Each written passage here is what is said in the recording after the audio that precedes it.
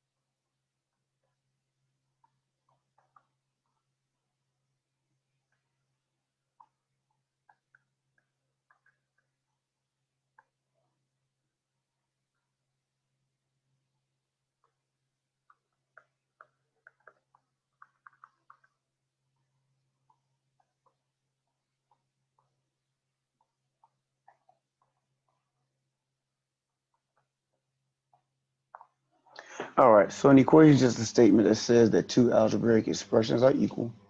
So x plus 5 equal to 8 is a simple example of an equation. A solution, which is what we will be looking for when we're talking about solving equations. So value or values, depending on the complexity of the problem, you can have more than one solution that will make an equation true.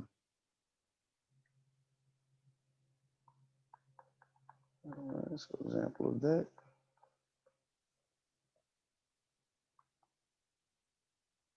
So example of that is x equal to 3. So in other words, 3 plus 5 is equal to 8. And this answers the question, when is x plus 5 equal to 8?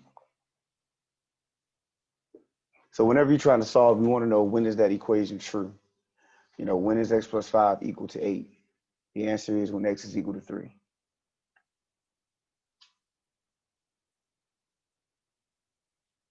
All right. Oh, also, as we go about, doing our notes, remember, most of you don't have your cameras available or enabled, and that's fine for lectures. But remember, I cannot see you. So I can't see if you're still writing. I can't see if you have a confused face, or if you have a thought bubble, percolating over your head. So if that's the case, if I start to scroll up and you're still writing, just let me know, or if you have a question or anything, or you want me to re-explain something, just let me know. This is your time. But it's up to you. I won't know unless you let me know. All right. All right. So let's go opposite operations.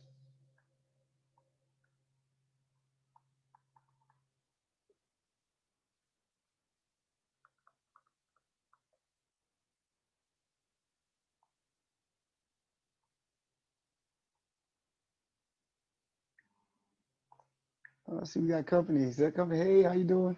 I see you back there. I don't know if that's Miss Athena's mom. How you doing? Uh, so in order to solve, we'll be using what I call opposite operations. There are operations that undo what the other one does. So whether it be addition versus subtraction, multiplication, and division, it will undo what the other one does. And so when we go back to that last one that we had of x plus 5 equal to 8, your goal is to get x by itself. Whatever your variable is, you want to get that variable alone on one side of the equation. Once you've done that, then you solve the equation. That's why we had x equal to 3. So if I want to get rid of the addition of 5, then what I need to do is subtract 5, the opposite operation. The addition of 5 is undone by the subtraction of 5. Now, we also have to keep in mind that we have two sides of our equation, and that equal sign will set that up for us. We're talking about left side of the equal sign, right side of the equal sign. And the reason why that is important, in order to keep our equivalency, whatever we do to the left side of the equal sign, we have to do to the right side as well. So if I subtract 5 on the left, I need to subtract 5 on the right. And that's x equal to 3. And that is the foundation of solving your equations.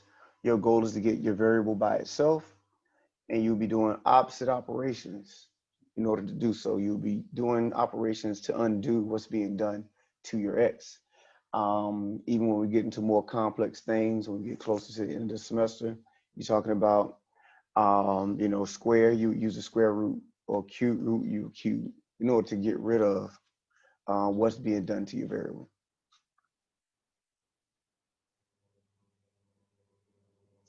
All right, we'll do a few more one operation equations, and then we'll add a little more to it.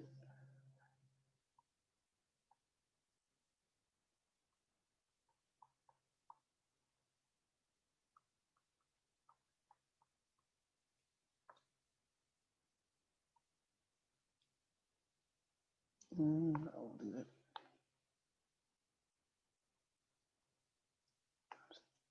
All right, so if I have y minus 10 equal to 15, and I want to solve for y,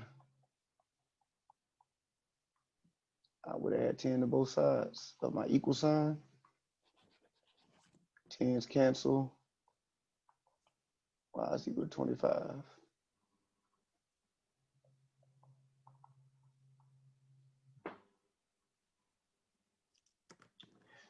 5a equal to 13. 5a means 5 times a.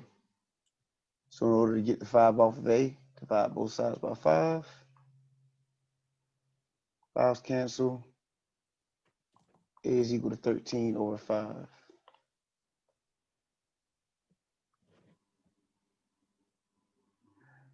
All right.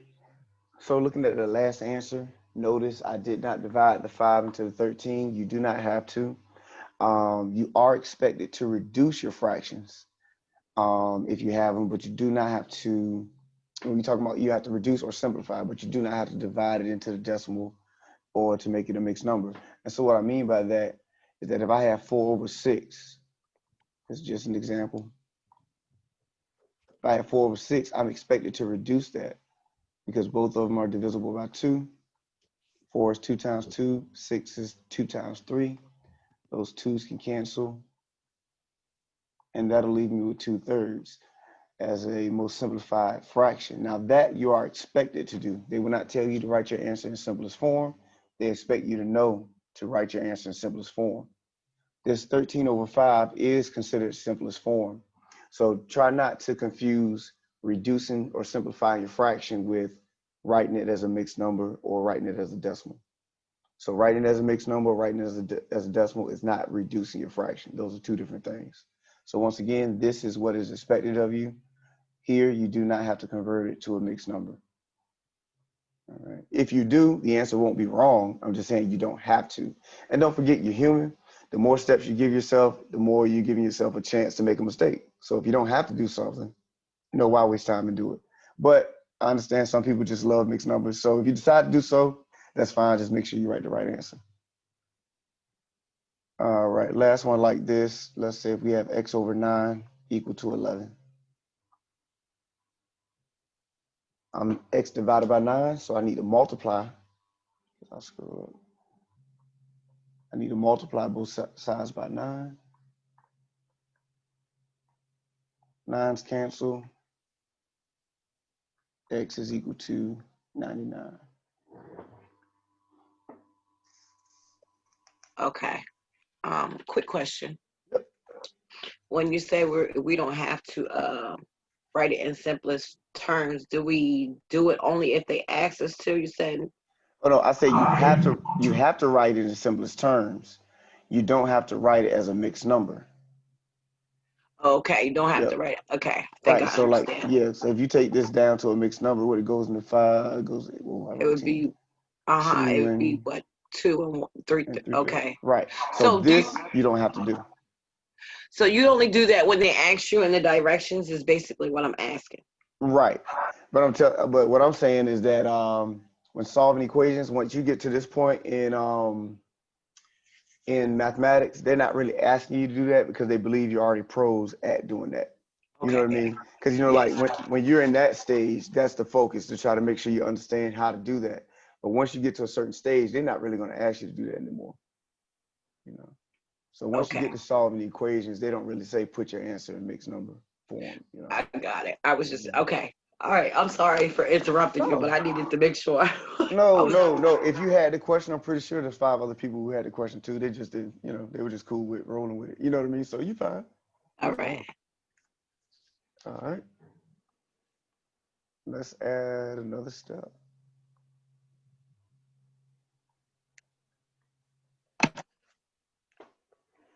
All right. So let's say we had 2x plus 1 equal to 17.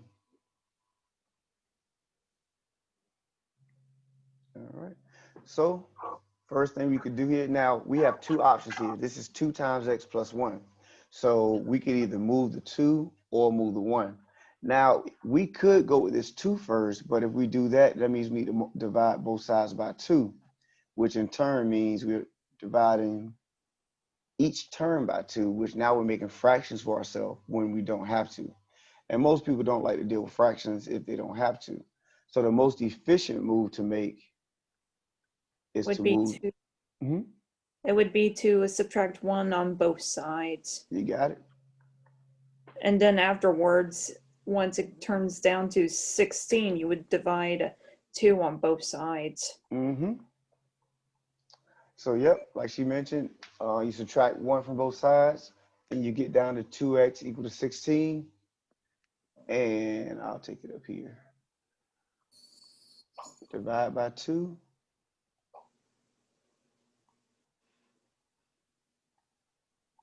And x equal to 8.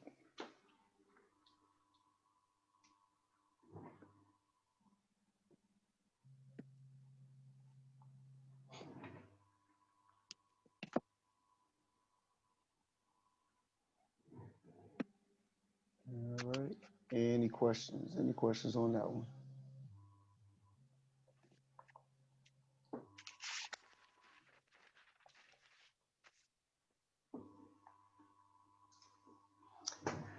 All right. Looking at another one, another scenario, we have 3a minus 6 equal to a plus 4. Couple things here. Don't forget, whenever you just see that variable, they assume you know that there's a 1 in front of it. So in other words, a is the same thing as 1a, x is the same thing as 1x, and so on. So they assume you know there's a 1 in front. And then also notice that our variable is in multiple places, 2 different places. So your goal should be to get all of your variables on one side of the equation, or all of your terms with variables on one side of the equation, and then all of your terms without variable to the other side of the equation. All right, now you have 4 different terms here. It does not matter which one you decide to move first. As long as you stay correct with your mathematics, you will still get the same answer. So I'm going to subtract a from both sides. Remember, once again, that's 1a.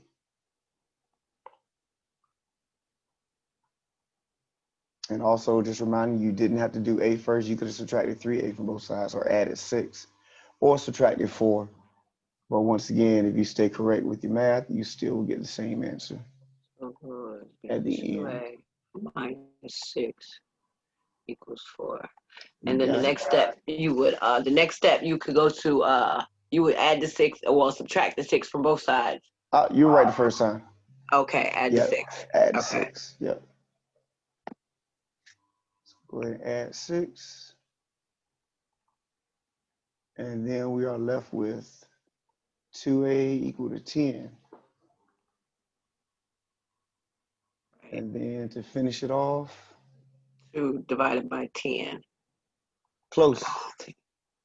So now we're always going to divide I'm by. sorry, a equals 5. See, you trying to lead the class astray. Oh, no, my bad. I'm sorry. It's all good. So a is equal to 5. We're going to divide by 2. A is equal to 5.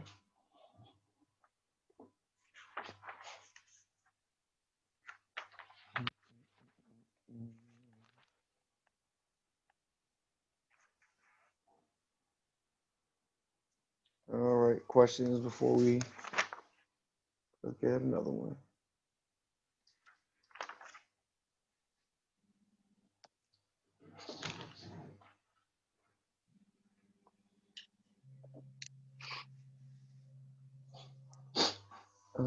Let's do this one. 17 minus 7x.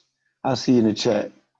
Let me finish writing this and I'll see what you got. So we got 17x minus 7x plus 3 equal to negative 3x plus 21 minus 3x. Why is the chat not coming up? There we go. Can you explain that again? Okay, so somebody asked, could we go back through that one? So we have 3a minus 6 equal to a plus 4. So the first thing that we did was we subtracted a from both sides. Now, when you're at this stage, you can move either one of these terms. You have 3a, negative 6, a, and positive 4. You can move either one of them using your opposite operations. It doesn't matter which one you move, you just got to make sure you're using the right math. So what I decided to do was subtract a from both sides. Because remember, your goal at this point is to get all of your terms with that variable on one side of the equation and all of your terms without that variable to the other side of the equation. So I'm going to take my a over here to the left side. The way I can do that is by subtracting it from both sides. So a minus a will cancel. And then over here on the left side, 3a minus a. Remember, a has a 1 in front of it. 3a minus 1a is going to be 2a.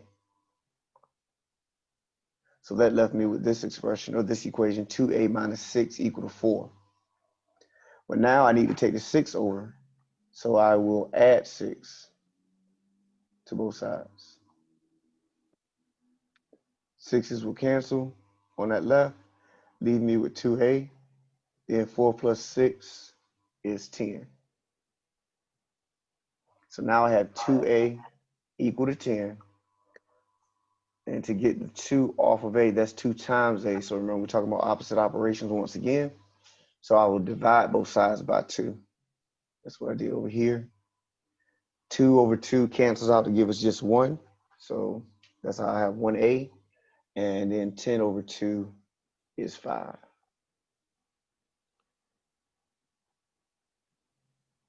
All right. So make sure we're good. Let me know in the chat if you're straight. Let me see. Also, somebody asked, just reiterating the fact that you do not need to purchase textbook for the class. You will get access to that through the e-text that is in Mymathlab. So once you get into Mymathlab, you will see access to the actual textbook. And you'll see some of these examples that I'm using in 3.3. All right, so we have 17 minus 7x plus 3 equal to negative 3x plus 21 minus 3x. What I would do when I look at this problem is I would simplify as much as I can on this side. I want to do green. Simplify as much as I can on this side before I move things across the equal sign. Now, you don't necessarily have to. If you just want to go ahead and start moving stuff, you can. But just to make it less complex, I would go ahead and combine my like terms. So that would mean you would subtract the 3 from the 17, right? So that would make it 14 minus 7x. Oh, all right, now be careful. They're on the same side of the equation. So you could just go ahead and add them together. Add them together, okay. Yep, and I'm glad you said that because a lot of people make that mistake because they're getting their flow. And so 20x, 20. And so the only 7x. time we use opposite operations is if we go across the equal sign. Okay. Oh, wow. That's cool. I'm glad you said that because let me tell you something. When I was doing that math online by myself, I had the hardest time. But you believe it or not, a lot of people make that mistake because, like I said, you'll get in the flow. And then once you do a lot of math, a lot of symbols will start merging into each other. And, you just get, you'll miss little details. And so stuff like that is easy to do. So once again, for the class, just to reiterate, what she mentioned. If your terms are on the same side of the equal sign, just add them and subtract them as you would normally. The only time you want to use opposite operations is if you're going to take a term across or to the other side of the equal sign. Okay, so on the left side, we had a positive 17 and a positive 3 that were like terms. We went ahead and added those together. On the right side of the equal sign, we had a negative 3x and a negative 3x. So we added those together on the same signs you add together. And that gave us negative 6x. And don't forget, if you talk about something that you aren't sure about, or you want to ask me, outside of class, feel free to do so. You can shoot me an email. We can set up a Zoom session, or I have that YouTube channel that I create your lectures on, and I've discussed all of these topics and lower topics as far as developmental are concerned, developmental classes are concerned, and I can shoot you those links if you just want to see them, or you can just go to the YouTube page and just look up videos and stuff. But I've had lectures on all of these, whether it be just adding, subtracting, sign numbers. I think we'll talk about factoring in this class. I think we will. But, just anything, so just let me know, and I will make sure you're straight, especially if you don't want to ask in class. All right, so now we're back here at this type of scenario. We have our terms, and we want to move all of our terms, all of our x terms to one side, all of our terms without x to the other. Does not matter which one you decide to move first. I'm going to add 6x to both sides because of an outcome I want to make sure we cover. But once again, you did not have to take that route. You could have moved the 7x to the other side, and you still would have gotten the same answer when everything's said and done. That would have been 1. So we have, so we have negative 7x plus 6x, so it would be a negative 1x. And then we will subtract 20. We'll do purple. 20 x equals 1. So here we have negative x is equal to positive 1. Now remember, your goal is to solve for x, not negative x. So all we would do is take the negative over. Essentially what you're doing there is you're either multiplying both sides by negative 1 or dividing both sides by negative 1. Either way, your result should be x equal to negative 1. It's negative 1 because it's two alike signs. Why is it never negative 1? Well, remember we had this negative, right? Remember it was minus x right here. Uh-huh. So when you subtract 20 from both sides, that minus x still needs to be there. Oh, okay. So I thought it was the plus. So what do we do with the plus sign? On the opposite side, we forget about it? What you mean? The adding sign on the other side of the equation, the 21, you see it says 6x plus 21. And yeah. So, okay. So plus 21 and 21 are the same thing. But 21 and negative 21 are not the same thing. So that minus sign will always stay in front. But a plus, you can always let that go. yeah, that confuses me. Okay, Yeah. so we What you talking always about? keep the negative sign when it's a negative. Yeah, exactly. Yep. Got it. So Okay. when you're talking about notation, yeah, you have to keep that minus sign. But All right. positive signs you can let go because it's already assumed that your number is positive when you see it. But what we don't know is if it's negative until you put that negative sign there. Got it. Okay. That's all right. Thank you. Yeah, no problem. So that's negative. All right. Like I said, if y'all have those questions, make sure you ask them because I'm telling you, I know y'all feel like y'all on an island. I promise you that whatever question you have, somebody else had it. So feel free to ask them, and you'll help somebody else.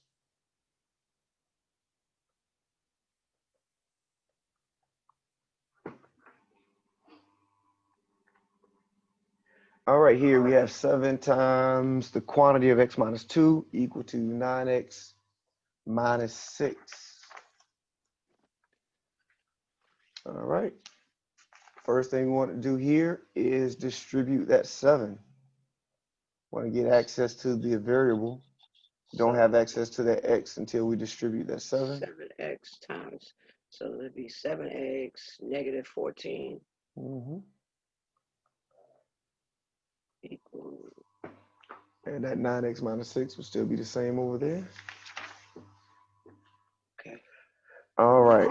And then from here, we have the same scenario that we've had in the last couple of problems where we have these different terms and we want to move all of our terms with x to one side, all of our terms without x to the other. Let me move one of these first. Let's see which one to do. Let's go add 14. I told you all it didn't matter, so I don't want to stay doing the same process. So let's say if I add 14 to both sides first.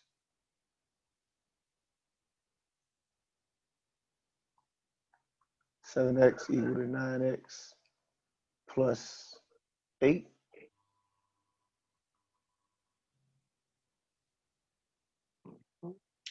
Now we'll subtract 9x.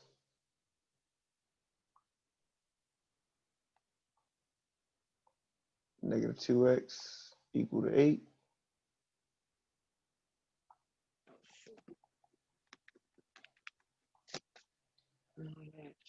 Now to finish it off, divide by negative 2. Okay. X is equal to negative 4.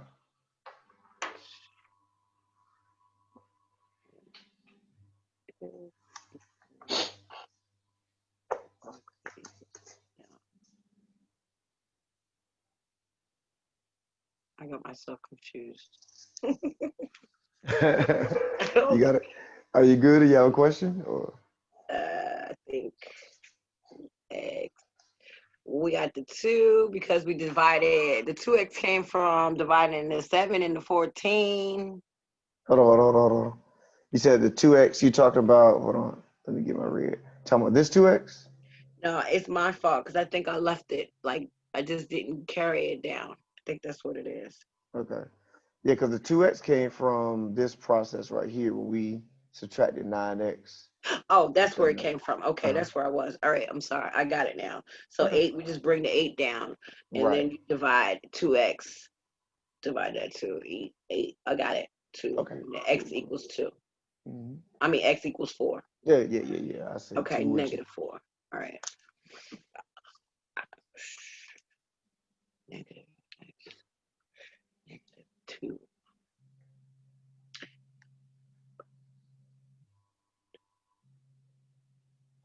All right.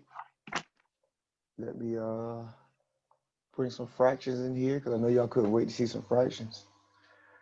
All right. Here we have x minus 3/4 equal to 1/20. So just like if we had, let me go here.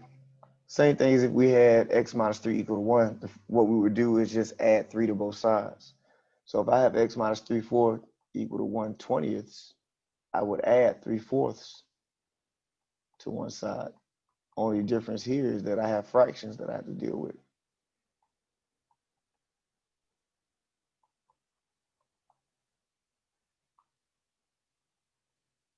Okay. So, add 3/4 of that. So don't forget, when it comes to fractions,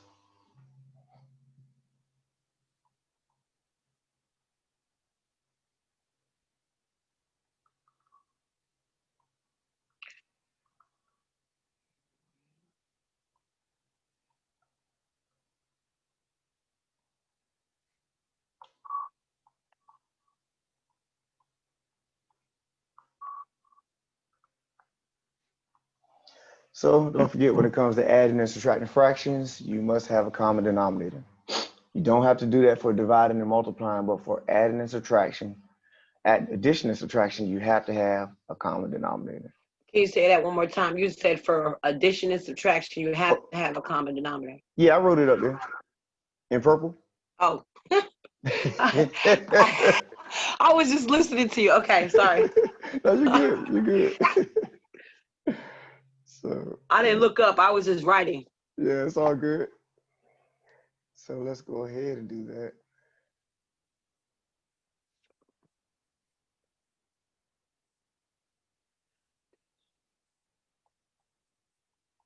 once again, notice this is one of those elements that they expect you to be comfortable with coming into the course.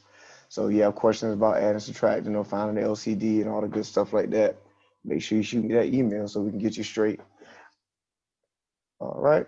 So LCD, least common denominator. And I'll write this as well. Probably should have wrote this before I wrote down that. LCD, least common denominator, is the smallest number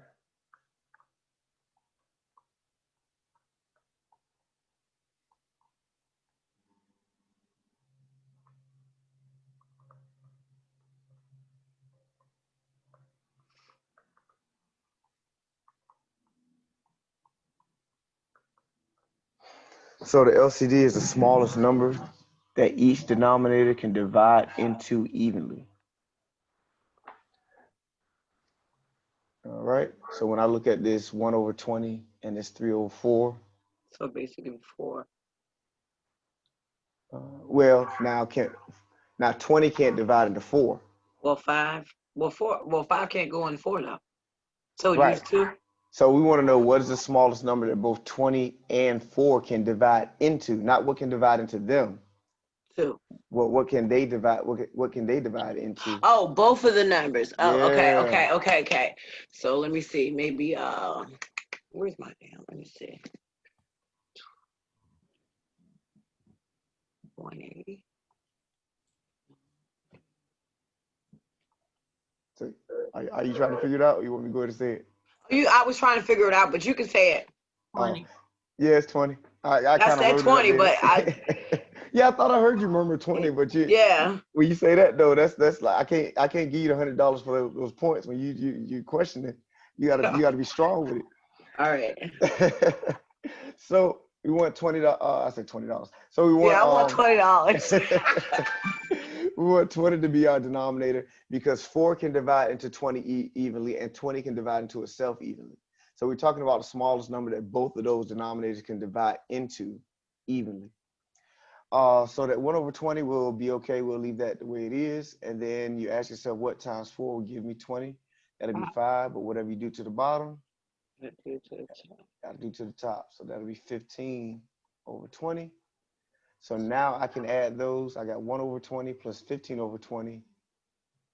And that'll be 16 over 20. Which can be reduced. Yep. But we have to reduce it.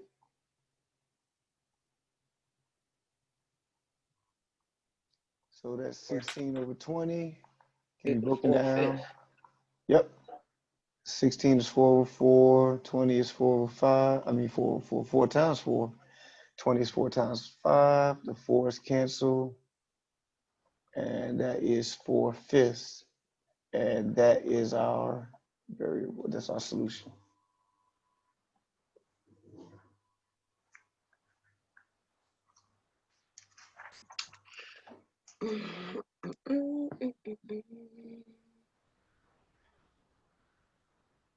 All right, questions.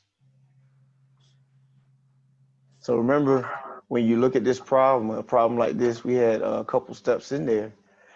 All it's going to say is solve, and they'll expect you to know, to follow those procedures and processes. So another way you can see your fractions. Hold on. You know what? And I forgot to mention, because normally these sections are together, but this book, this is actually section 4.8. That's the next section that you cover as far as in Mymathlab homework. And I just went flowing. But this is actually section 4.8. So you might want to put that in your notes. Notate that in your notes. Actually, is the fractions 4.8? Yes. Okay. When they implement fractions into your equations, that's 4.8. Okay.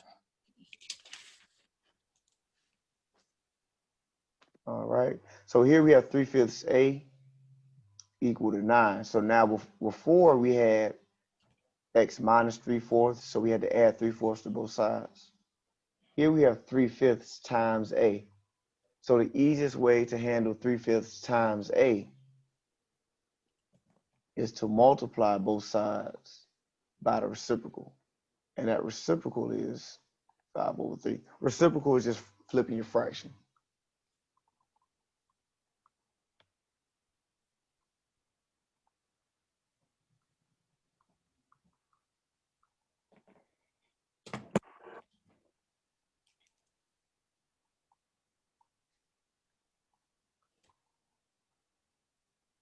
All right, so your reciprocal just means to flip the fraction.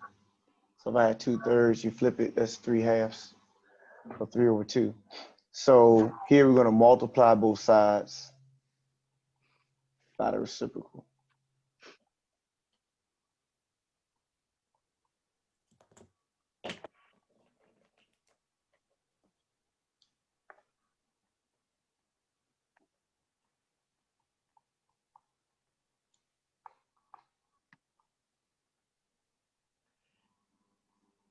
All right. So what that does is that allows, if you could go ahead and cancel if you like, 5/5 cancels, 3/3 cancels, or in other words, that's 15/15 if you just want to multiply it. Whatever way you want to see it, that's going to cancel out. I don't want to write it like that. Let me write that. That's going to cancel out to just A equals, right? Mm-hmm. I'm just rewriting it again. I'll cancel out down here.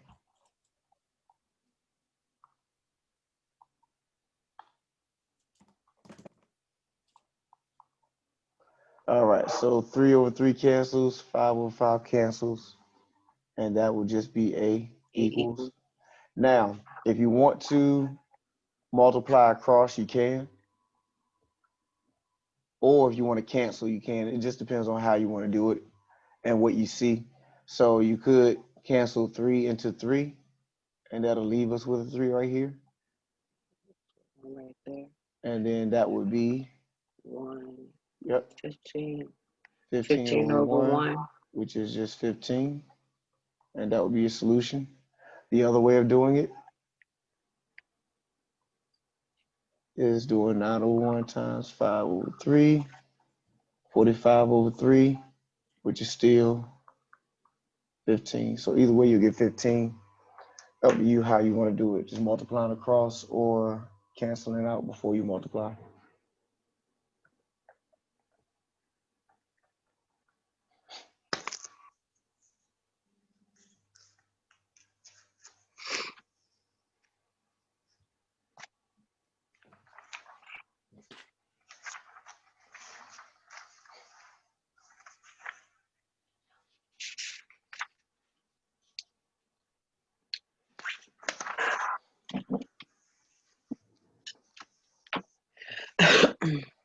All right, so now another way of handling fractions is by doing what we call clearing out your fractions. So let me get another, don't want to do that one. All right, that's a good one.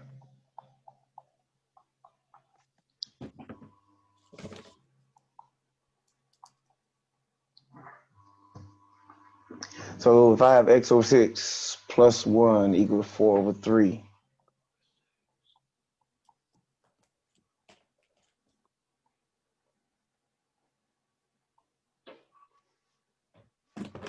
you can do what we call clear out the fractions. So you can always use this method if you want to clear out your fractions. So you may even lean towards this when it comes to the previous problems. In which first step, you want to find the LCD.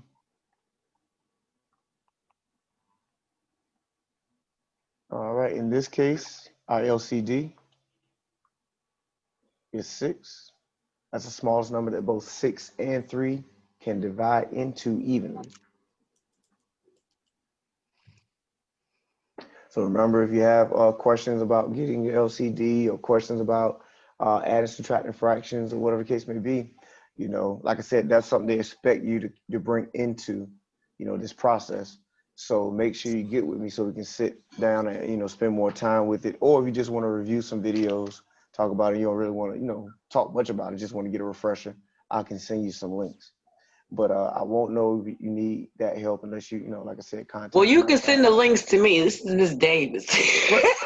Well, remind me. You can't just be like send the links to me now. Then as soon as we leave the classes, and I left my mind. So I'm not remind me. gonna forget. So remind me, and I'll shoot that out. All right. So as a matter of fact, if you remind me, I'll probably just shoot it out to everybody. You know. So, but yep. So LCD is 6, and second step is we're gonna multiply each numerator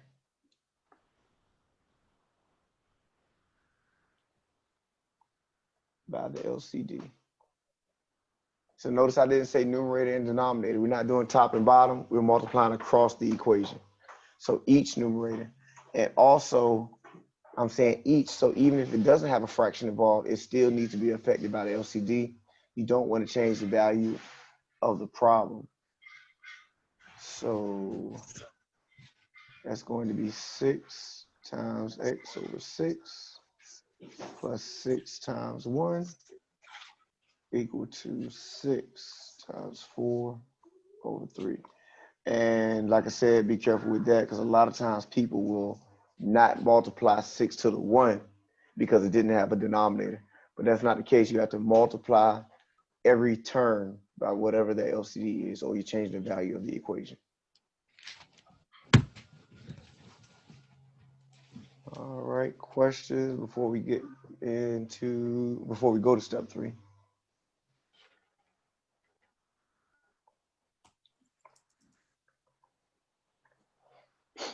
All right. Could you Mhm. could you say it one more time? Which part? Step 2? Yes. Multiply each numerator by the LCD. Multiply each numerator by the LCD. Okay, so 6s plus either. What's the question we started off with? Times 1 all the way across. I got it. I see it now. All right, sounds good. Mhm. Get it right for thirds. Yep. So now we're going to simplify. Well, I have a question real fast. Yep. How do you know when to multiply it? Because before the equation above you divided, so how do you know when to multiply the numerator? Or 6.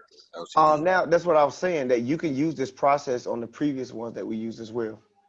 So, when it comes to math, there's always multiple ways to solve equations or deal with processes.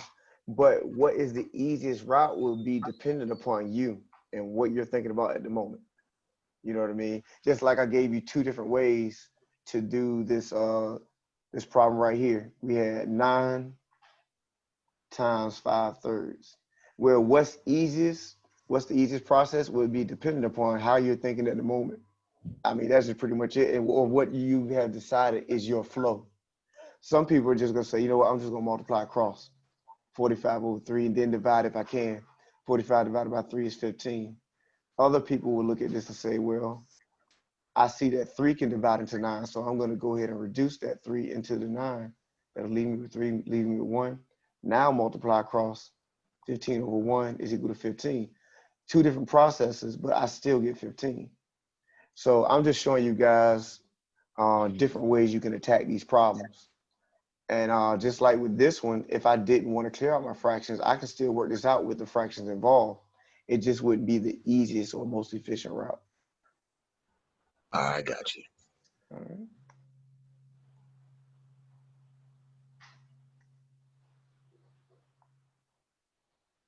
And so, and that was a great question he asked, because a lot of times, what route you go will be dependent upon what you see at the moment.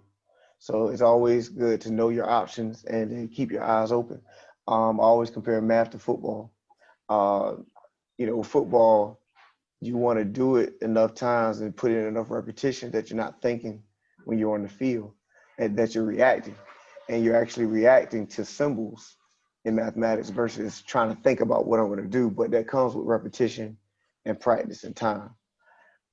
So you want to be reacting to these symbols, because let's say if I have 6x plus 5 equal to 3, well, the first thing I would do is minus 5 to solve.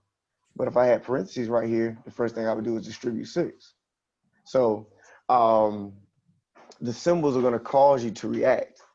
What it's supposed to cause you to react. And the only way you'll know how to react is by putting that time in and that practice. And everybody needs more practice than others, or different times of practice or amounts of practice than other people. So just throwing it out there. Let's look at going ahead and simplifying, because this is the reason why you multiply each I have a term. question. Yep. When you simplify in the first part of the equation, can't that just simplify down to x? Do you have to? Now look, are you gonna teach this class, or you gonna let me teach the class? No, I'm I'm just. just playing. I I'm was just just a playing with you. question. I'm just messing with you. But yes, most definitely, that's what's gonna happen. And so that's the goal. That's the reason why we do this. And I was about to go to this LCD. If you don't necessarily find the smallest number that each can divide into, it's still fine as long as you find a number that both of them can divide into. So in other words, let's say if I decide to use 12, because I know that 6 and 3 can divide into 12 easily. Mhm. That's still fine as long as 6 and 3 can divide into it, because what's going to happen is that's the goal. You need something that each denominator can divide into evenly. So it don't necessarily always have to be the LCD. It's just that that's the smallest number. So that's going to give you the easiest route. If you use 12, you just be dealing with a little bit larger numbers.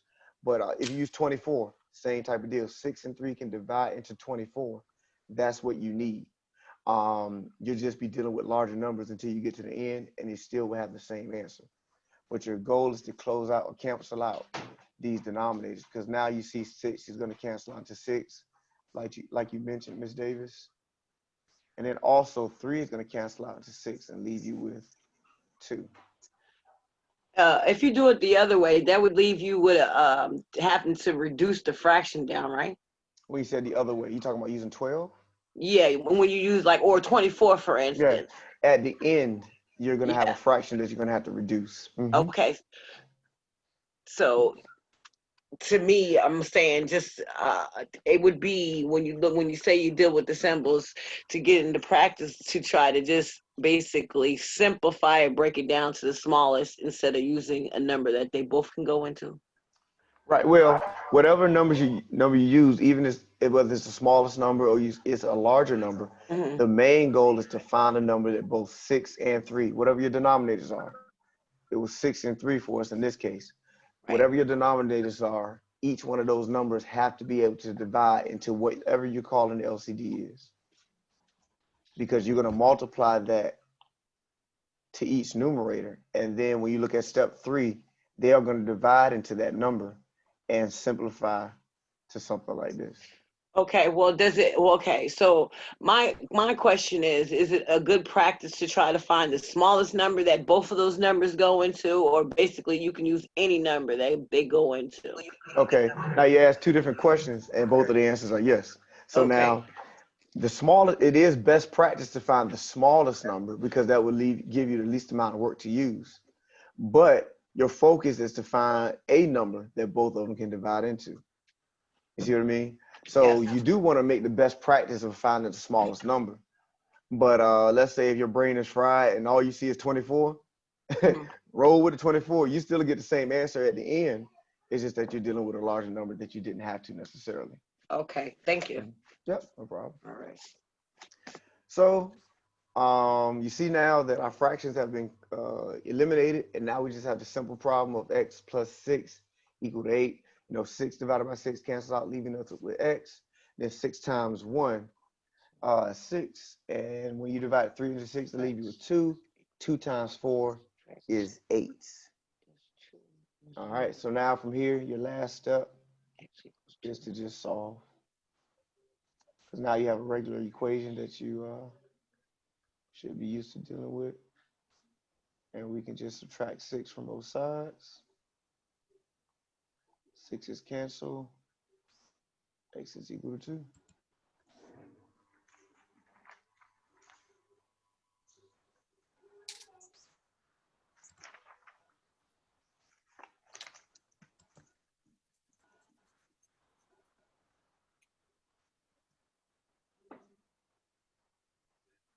You can stroll up for a minute. Okay, that's good. Thank you.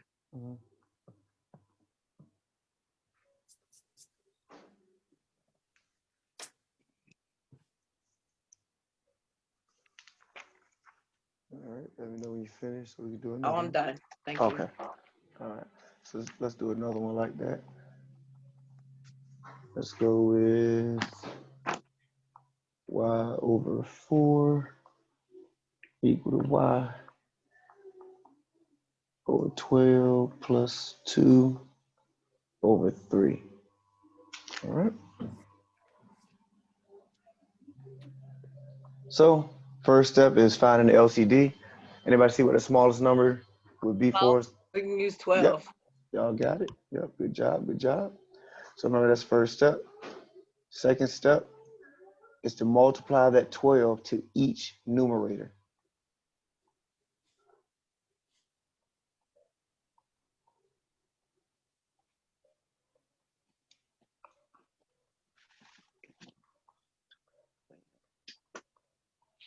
All right, so we multiply each numerator by 12. Everything else stays the same. We still have y over 4, y over 12, 2 over 3.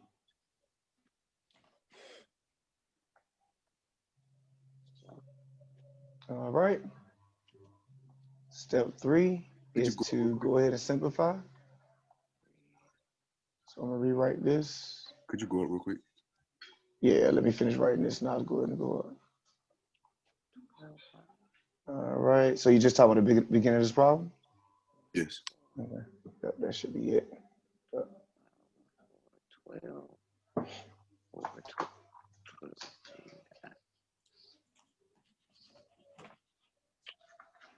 I'm good. All right, cool. 24. So 24. now, looking at step 3, we want to reduce. 4 goes into 12, leaves us with 3. 3. 12 cancels out completely, or you can just say it goes and leaves with 1. 3 divides into 12, leaves us with 4.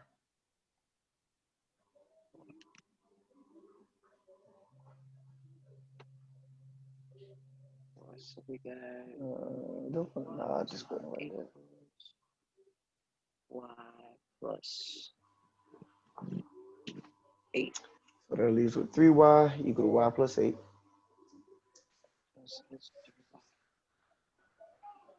And subtract y. 3y. Yep, heard somebody say what we do next.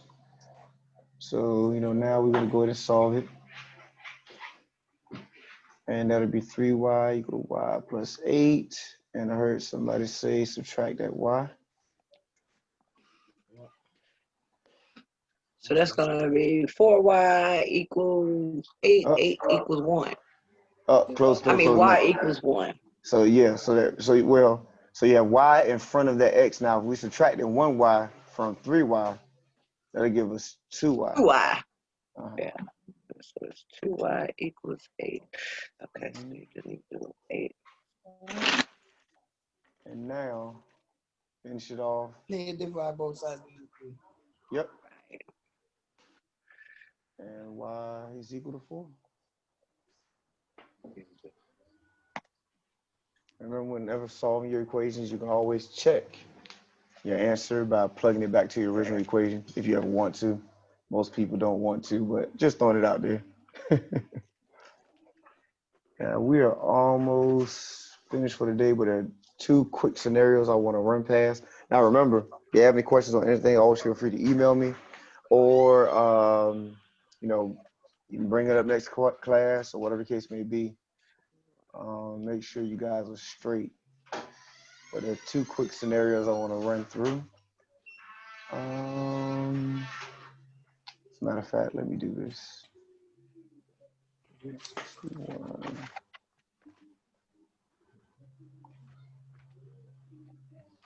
All right, don't copy this, guys. I just want to get these problems from here. Oh my God, I hate wording problems. See, somebody said they hate word problems. Yep. No, I do. I'm with whoever that was. As soon as I see it, I also hate word problems. I'm really those. Confuses me so bad. I got to read the question like 5 times. I think we're gonna have a few, but I gotta check it out. Yep, that's what always fails me because I'm when it comes to word problem, I'm very impatient. I feel you. Well, We're hopefully we'll have a better experience. Let's say it like that. Yeah, Well, I sure hope so. the word problem screwed me up last semester. Oh yeah, yeah. Well, let's hope we have a better experience this time. Let's look towards better things, right? So now these quick scenarios. This first one, we have 2 times the quantity of x plus 1 equal to 2x plus 3. So now when distribute, that'll leave us with 2x plus 2x. 3 or 2x plus 2. Uh-huh. Oh. So now, this is where something different takes place. If I wanted to solve for x, one of the moves that I could make is to subtract 2x from both sides. Now, what happens here a lot of times is that people are afraid to let math happen. And what I mean by that is that they'll subtract 2x from both sides. 2x will cancel on the left, but then on the right, they would write x plus 3. But if 2x minus 2 cancels on the left side, then 2x minus 2 has to cancel on the right as well, right? If 2x minus 2 is going to cancel, and it has to cancel What in both happened to places. the X? Well, X no yep, well, it disappeared. Well, you got to remember, 2 minus 2 is what? 0. X And then and 0x then zeros. is just 0. So you basically, that's the wrong way to do it, is what you're saying. No, I'm just saying that that's the only way to do it. Wait a I'm minute, down. I got lost all the way. Okay. So what I said is you have to be careful here is that because what people are afraid to do is to let math happen. So in other Okay. words, you would subtract 2x from both sides. Where people make the mistake is that they will do 2x minus 2 and it would cancel out completely over here. And that is correct, leaving you with just 2. But they have the same 2x minus 2 over here, but then they will write this. But if That's 2x how I would write that. Right, Yes. and that's why I'm trying to make sure we don't make that mistake. Because Okay. if 2x minus 2 cancels out completely over here, then 2x minus 2 has to cancel out over here as well. In other words, we're doing different math on the left side that we're not applying to the right side. Okay. So See what I mean? yes. So if your variable is going to cancel on one side with 2x minus 2, then it still has to do the same thing on the right side. So the actual outcome should be 2 equal to 3. Variables canceled out completely. Okay, I got it. And it's okay for that to happen. And that was my point, is that it's okay for that to happen.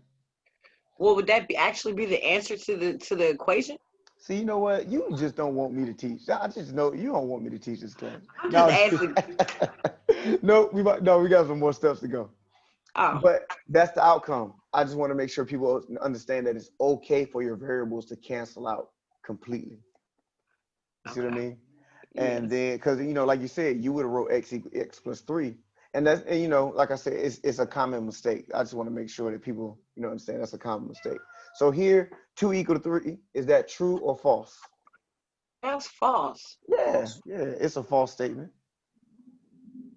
Now that's not the answer, but we ended up with a false statement. You see what I mean? So when your variables cancel,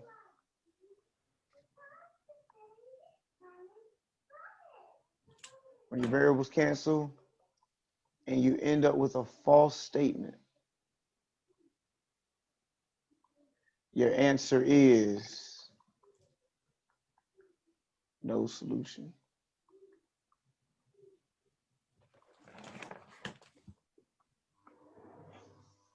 All right, so whenever your variables cancel out completely and you end up with a false statement. Now remember, your answer isn't false. Your answer isn't a false statement, but your outcome was a false statement. Your actual answer is no solution. That's because for it to be a true statement, it had to be equal. It had to equal, right? Exactly. And also notice I didn't focus on what the numbers were, because if you would have solved differently, you could have gotten 0 equal to 1, or you could have gotten -1 equal to 0. Either way, you would have had a false statement, because like she just mentioned, your numbers had to be the same in order for them to be equal.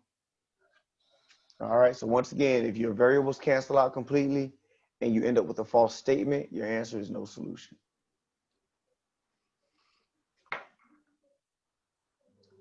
All right, so let's look at the next scenario.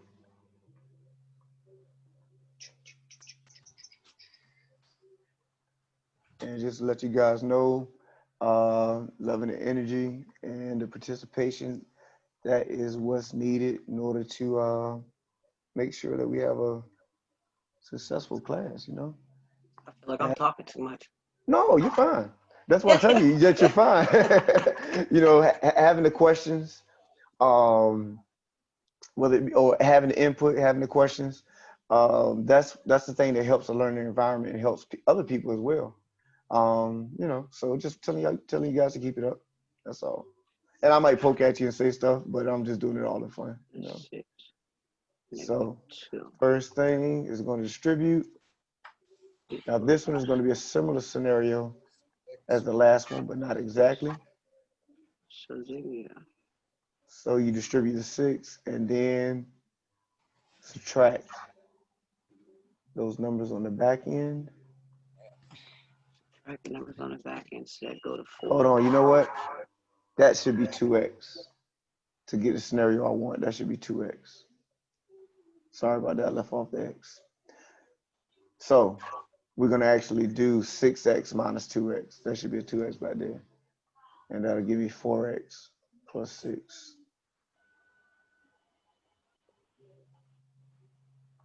Now to solve, 4x is canceled. And this time we're left with 6 equal to 6. So this time we have a true statement.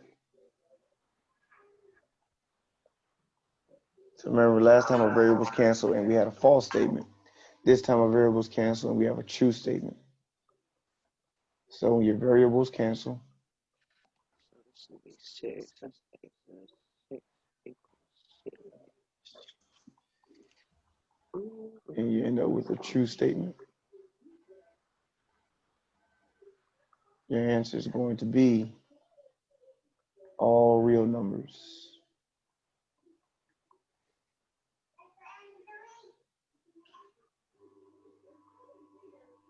So that's the difference between the two.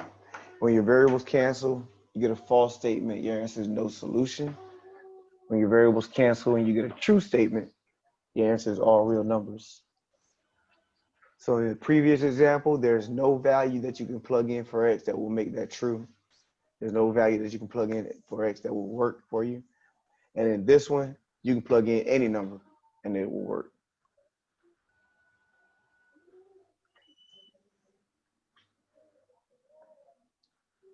All right. Questions on anything? Can you scroll up to the top and make sure I just got my notes together right here to the top of the Top yes, of the right here, problem? right Okay. here, yes. Mhm. Make sure I got that down right. It's 6 times 2, that's 6x. That's 6.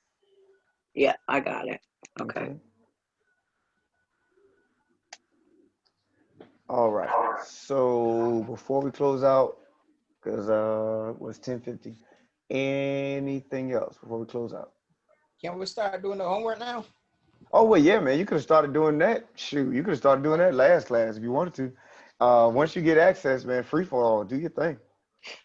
Do they have dates on them? Right now, no. Right now, Okay. no dates. The main goal is to get everything done, and I'm not sure if I'm even going to put dates on them because of the nature of the course. But you guys, your goal is to, you know, get it all done before the end of the semester, of course. But you have these tests that you have to take through the math lab. We're going to talk about it more. I got to get the details from Mr. Davis. Oh, okay. And yeah, so let me get those details. We'll talk more about those due dates and stuff next class and everything. All So, right yeah, then. let's do it like that. Okay, so do we have any homework for this week? I don't see any assignments on the canvas. No, your assignments are in my math lab. Oh, okay. Yep. Yeah, all of your due dates, assignments, and all that. I didn't want to keep putting a whole bunch of stuff. The only reason I use Campus is to archive your emails. Okay. Yeah, so that's the only reason I really use Canvas because I don't want to make it so clunky that you guys are going to multiple places, seeing redundant information and all that. So my Glad you math thought lab will about it. have all of your stuff as far as your due dates, your grades, your assignments, everything, all of that will be in my math lab. The only time I will use Canvas is to archive, like I said, archive your emails. So that means if you're in a place where you're like, you know what, I haven't heard from Mr. Tuck in a while, you can always go to campus announcements and see if I've sent anything new, because all of them will be there.